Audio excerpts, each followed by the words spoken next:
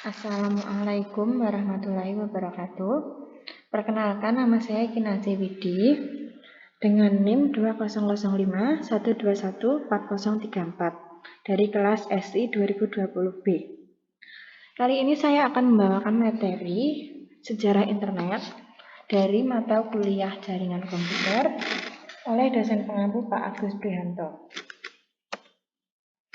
Sebelum mempelajari sejarah internet, kita perlu tahu apa itu internet. Internet atau Interconnected Network adalah sebuah sistem komunikasi global yang menghubungkan komputer-komputer dan jaringan-jaringan komputer di seluruh dunia. Pada sejarah internet ini, saya akan menjelaskan 4 poin seperti berikut.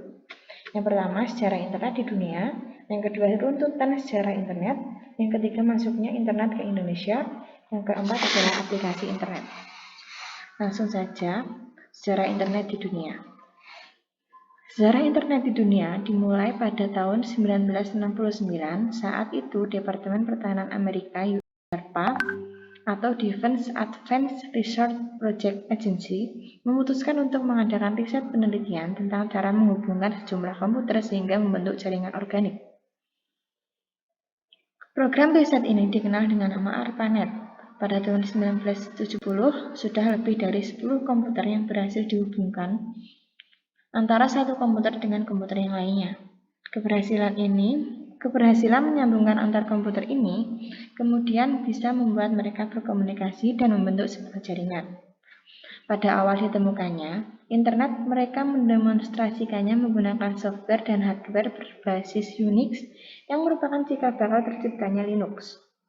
Tujuan awal diciptakan internet oleh Departemen Pertahanan Amerika Serikat (US Department of Defense) merupakan proyek militer untuk membuat sistem jaringan komputer yang terletak pada daerah-daerah vital untuk menanggulangi kalau sewaktu-waktu terjadi serangan nuklir dan untuk mengantisipasi kendala informasi yang terpusat. Sejarah internet di dunia. Tujuannya adalah jika sewaktu-waktu terjadi perang, tentara militer Amerika bisa langsung bergerak untuk menghancurkan musuh. Pada awal-awal ditemukannya internet, ARPANET hanya bisa menghubungkan 4 situs saja, yaitu Stanford University of California, Research Institute, University of Utah, dan Santa Barbara, yang mana mereka membuat suatu jaringan terpadu pada tahun 1969 dan secara umum diperkenalkan ke publik oleh ARPANET pada bulan Oktober 1972. Tak lama setelah itu, proyek ini dilirik oleh berbagai universitas di negara tersebut, sehingga proyek yang digarap oleh ARPANET berkembang dengan pesat yang mengakibatkan ARPANET kesulitan dalam manajemennya. Banyaknya permintaan yang ingin mengembangkan internet, akhirnya ARPANET dibagi menjadi 2, yaitu ARPANET dan MILNET. ARPANET fokus menangani non-militer seperti universitas, perusahaan, dan lain-lain, sedangkan MILNET fokus mengurusi keperluan militer. Dari keduanya bergabunglah antara jaringan tersebut yang sekarang dikenal dengan nama DARPA, yang kemudian sekarang dikenal dengan nama internet. Runtutan sejarah internet. Secara urut, sejarah internet bisa dijelaskan dalam beberapa fase berikut ini. Pada tahun 1960-an, Departemen Pertahanan Amerika Serikat melalui Advanced Research Project Agency yang disingkat dengan ARPA merintis sebuah sistem jaringan ARPANET. ARPANET merupakan cikal bakal terbentuknya internet. Pada tahun 1980-an, internet mulai digunakan secara terbatas untuk menghubungkan beberapa kampus-kampus universitas terkenal di Amerika Serikat. Protokol standar TCP/IP mulai dipublikasikan ke umum pada tahun 1982. Sistem nama domain mulai digunakan pada tahun 1984. National Science Foundation Network atau NSF-Net dibangun pada tahun 1986 dan mulai menggantikan peran ARPANET sebagai jaringan riset di Amerika Serikat. Beberapa jaringan internasional di berbagai negara mulai dibangun dan dihubungkan dengan NSF-Net. ARPANET dibubarkan pada tahun 1990, akan tetapi internet tetap terus berkembang sampai sekarang. Awalnya, informasi yang bisa didapatkan lewat internet hanyalah informasi berbasis teks. Pada tahun 1990, layanan berbasis tampilan grafis yang WWW atau World Wide Web mulai dikembangkan oleh CERN. Pada tahun 1993, internet didirikan untuk melayani pendaftaran nama domain. Sekitar tahun 1994, internet mulai digunakan di Indonesia. Sejarah internet di Indonesia. Sejarah internet di Indonesia dimulai sejak awal tahun 1990-an. Saat itu, jaringan internet di Indonesia lebih dikenal dengan paguyuban network, di mana semangat kekeluargaan, gotong royong, dan kerjasama sangat hangat dan terasa di antara para anggotanya. Sedikit berbeda dengan suasana internet di Indonesia, pada perkembangannya kemudian yang terasa lebih komersial dan individual di sebagian aktivitasnya, terutama yang melibatkan perdagangan internet. RMS Ibrahim, Adi Sumarta, Suryono, Muhammad Ihsan, Putu, Robi Subiakto, Firman Siregar, Adi Indrayanto, dan Anowi Purba merupakan beberapa nama-nama legendaris yang tercatat dalam sejarah internet awal di Indonesia di tahun 1992 sampai 1994. Setiap personal sudah mengkontribusikan keahliannya dan dedikasinya dalam membangun sejarah komputer di Indonesia. Sejarah awal masuknya internet ke Indonesia. Inspirasi tulisan-tulisan awal internet di Indonesia, kegiatan di amatir radio, khususnya di amatir radio ITB pada tahun 1986, bermodalkan pesawat Transceiver HFSSB Kinwatt TS430 milik Harya Sudirapratna YT1HJE dengan komputer merek Apple II punya Ono Webrubo YT1DAV. Sekitar belasan anak muda ITB seperti Harya Sudirapratama YT1HJE, J. Chandra Pramudito YB3NR, Suryono Adi Sumarta N5SNN bersama Ono Webrubo berguru pada senior radio amatir seperti Robi Subiakto YB1BG, Ahmad Zaini YB1HR, Yos YB2SV di ban 40M.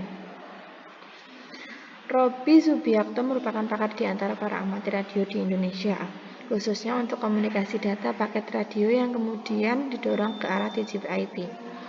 Teknologi paket radio TCP/IP yang kemudian diadopsi oleh rekan-rekan BPPT, LAPAN, UI, dan ITB, yang kemudian menjadi tumpuan paguyuban net di tahun 1992 sampai 1994. Robi Subiakto menjadi koordinator IP pertama dari AMPRNet atau Amatir Packet Radio Network yang di internet dikenal dengan domain ampr.org dan IP 441.132. Sejak tahun 2000, AMPRNet di Indonesia dikoordinir oleh Ono W. Purbo atau YJOMLJ.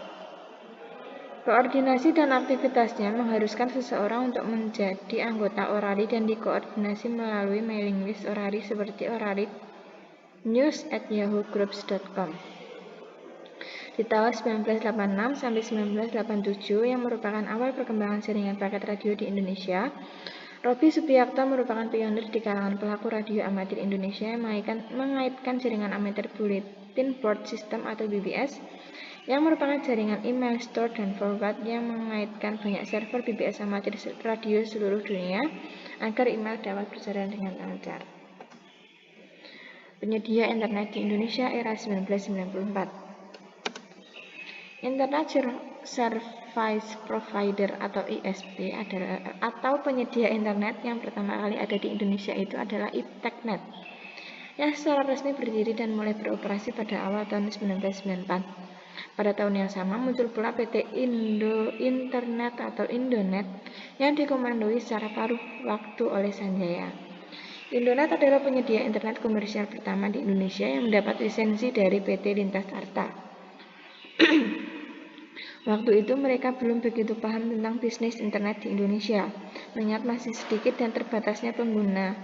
Untuk dapat terhubung ke internet waktu itu memakai dial-up oleh Indonet.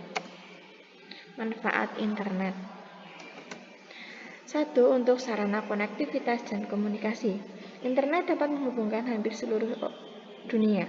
Orang-orang yang memiliki minat yang sama dapat terhubung atau mengajukan pertanyaan kepada para pakar di bidangnya. 2.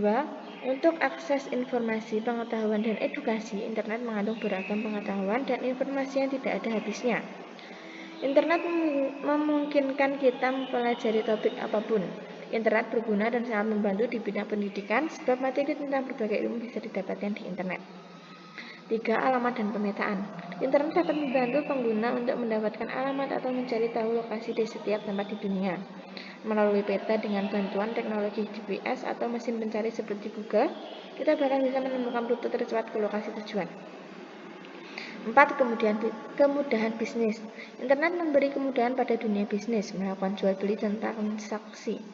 Internet bisa menjadi tempat untuk mengiklankan dan menjual barang atau jasa setiap saat kepada semua orang di dunia. Untuk manfaat internet sebenarnya masih banyak, tapi saya hanya menulis 4 ini saja. Yang terakhir ada aplikasi internet. Internet dapat digunakan untuk beberapa aplikasi penting. Aplikasi tersebut adalah sebagai berikut. 1. Resource sharing file, data atau program. Suatu data yang kita punya bisa dibaca atau diakses oleh user atau pengguna komputer lain yang telah terhubung melalui jaringan atau network. Sharing device, CD drive, hard disk, printer, penggunaan suatu device bersama agar dapat meningkatkan efisiensi dan efektivitas kerja. Yang kedua adalah komunikasi dan informasi. Email atau electronic mail merupakan metode pengiriman dokumen atau file melalui jaringan internet. World Wide Web atau WWW merupakan bagian dari internet yang menyediakan berbagai jenis resource yang dapat ditampilkan oleh pengguna. File Transfer Protocol atau FTP merupakan suatu cara yang mudah, murah, dan cepat untuk mentransfer file atau arsip data dari server internet ke komputer Anda atau sebaliknya. Melalui program FTP yang juga disebut FTP Client, pemakai dapat mengatur pertukaran data dengan komputer lain yang berjauhan. Selanjutnya adalah chat. Chat adalah suatu fasilitas di mana kita dapat berkomunikasi dengan orang lain dimanapun dia berada, baik satu orang atau banyak orang secara online atau terhubung langsung dan real time pada saat itu juga. Chat ini mirip dengan telepon yang berfasilitas seperti Line, namun kita hanya tinggal mengetikkan apa yang hendak kita bicarakan. SMS atau Short Message Service adalah fasilitas pengiriman pesan dari internet ke handphone. SMS ini tidak bisa dilakukan secara dua arah. WAP atau Wireless Application Protocol adalah fasilitas pengaksesan internet melalui handphone. WAP ini terbatas hanya untuk website tertentu yang menggunakan protokol yang sama, namun diramalkan protokol ini akan terus berkembang. VoIP atau Voice over Internet Protocol ialah penggunaan telepon melalui internet. VoIP merupakan teknologi penggabungan antara suara dan data. Teleconference ialah seperti kita bertemu dengan orang lain untuk bertatap muka, tetapi dipisahkan oleh jarak dan waktu. Teleconference ini merupakan teknologi penggabungan antara suara, data, dan gambar.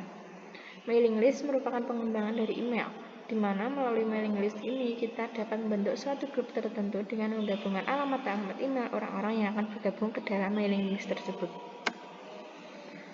Sekian presentasi dari saya. Jika ada kurangnya saya mohon maaf. Terima kasih. Wassalamualaikum warahmatullahi wabarakatuh.